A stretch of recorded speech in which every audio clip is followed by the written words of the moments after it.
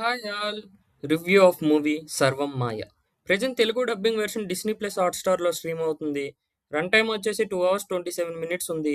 ఇక story line విషయానికి వస్తే హీరో ప్రభ అలియాస్ నివిన్ పాలి గిటారిస్ట్‌గా ఒక మ్యూజిక్ గ్రూప్‌తో వర్క్ చేస్తూ ఉంటాడు.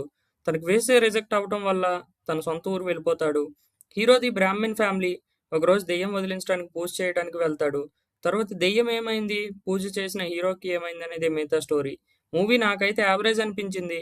మూవీ అంతా అయిపోయాక ఏదో మిస్సింగ్ అనే ఫీలింగ్ అయితే వచ్చింది. మేబీ క్లైమాక్స్ వల్ల అనుకుంటా. ఫస్ట్ హాఫ్‌లో అక్కడక్కడ కామెడీ, హీరో పూజ చేసిన తర్వాత దెయ్యమైన ఢిల్లులతో స్టోరీ బానే ఉంది. కామెడీ మరీ అంత పడి పడి నవ్వుకునేలా లేకపోయినా డీసెంట్‌గా అయితే ఉంటది. హీరో పావగా చేసిన కామెడీ అయితే బావుంది. వన్స్ ఎప్పుడైతే ఢిల్లులతో స్టోరీ స్టార్ట్ అవుతుందో అక్కడి నుంచి ఫీల్ గుడ్ మూవీలా అనిపించింది. మూవీ ఎక్కడ కూడా బోర్ అయితే అనిపించదు. అలా వెళ్తూ ఉంటది. ఢిల్లులతో ఉండే సీన్స్ అయితే ఆటోమేటిక్‌గా కనెక్ట్ అయిపోతాం. సీన్స్ నార్మల్‌గానే ఉన్నా ఆ ఫీల్ అయితే అనిపించింది. క్లైమాక్స్ కొద్దిగా ఇంట్రెస్టింగ్‌గా ఉంది. 'ఢిల్లుల్' బ్యాక్‌గ్రౌండ్ స్టోరీ ఇంకాస్త సరిగ్గా చూపించి క్లారిటీగా ఎండ్ చేసుంటే బావుండేది. సినిమాటోగ్రఫీ అయితే చాలా నేచురల్‌గా అనిపించింది.